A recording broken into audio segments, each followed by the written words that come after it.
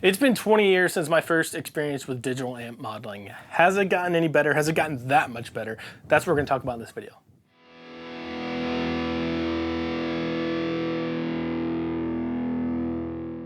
So this is gonna be kind of my experience with digital amp modeling, and I want you to weigh in too. So before we get started into the video, let me know below, what is your favorite amp modeler?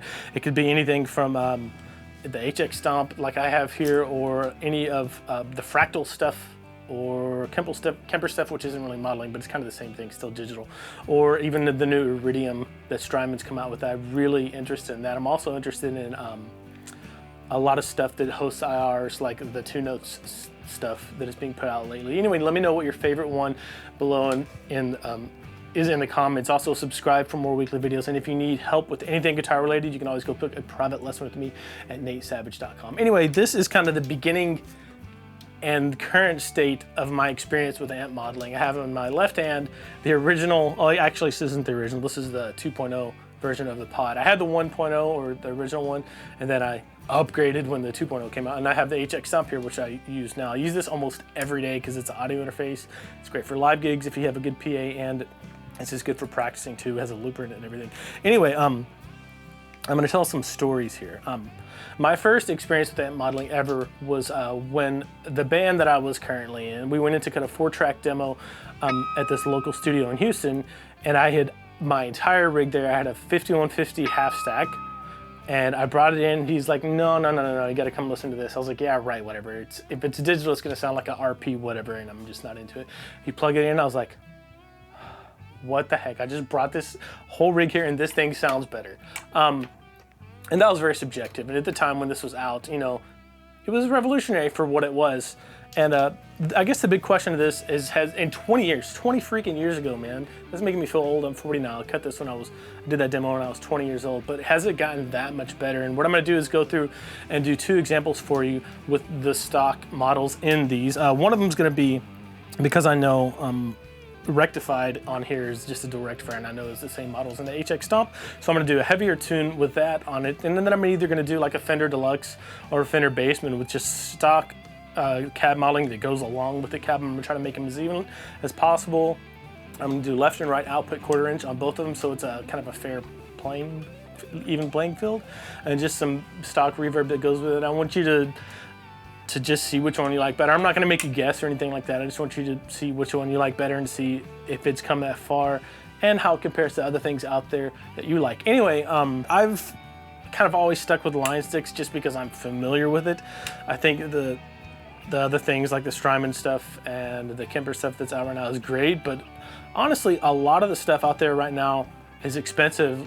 Things like the HX Stomp and the Head Rush are bringing the cost of things way down, but like once you're invested in a system, it's kind of hard to switch over, and I've tried a couple times, so I just ended up sticking with the HX Stomp. I had a regular Helix, the full one, and I downsized to this because this is all I need, and you know, having that much money tied up in there just didn't make sense. So let's get into some sounds. Here is the clean sound.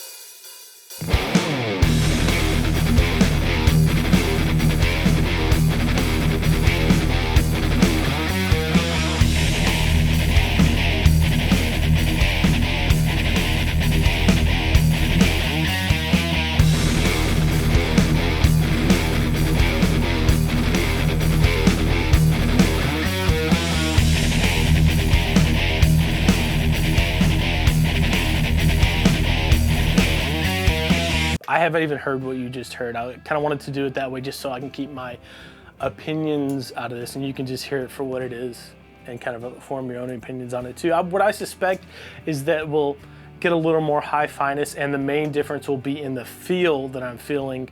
I'm sure it'll sound different too, but the main difference will be in the feel in playing the guitar. I do notice that there's a lot more presence, and it sounds like this sounds more like a mic'd up, you know, speaker in an isolation cab or in an isolated room with 2 mics on it, and you get that real nice high presency sound. And this hosts IRs. It does a whole lot of things that this doesn't, but this is a lot cheaper and a lot more simple to use. And I suspect that the fidelity won't be quite there with this, but the easy use and just plugging this thing is awesome. And for this pod, man, I lived with this thing for years. I took it all over the world playing. I would load this a TS something, like a tube screamer, an OCD pedal, and maybe the channel changer for this in my backpack, and I would take my guitar and I would go to whatever gig I had, whether it was throughout the States or Canada or a couple times through Europe, and that was my rig, and it worked awesome. And if you look at this thing, it is beat up pretty bad, and it still works. For those of you who want to know today, the coffee is a Kona blend, and then I put some coconut oil in it too. It's kind of like a different version of bulletproof coffee that's not as buttery. It's pretty good. It's toasty. So here is the clean version. Again, I don't know what I'm going to play here. I'm just going to do something, I think, in 6/8 with a lot of reverb on it, just to give you a feel for what a basement or deluxe setting would be on these. All stock, trying to match the levels as much as possible. Trying to get the EQs pretty flat, but also to kind of sound the same as well.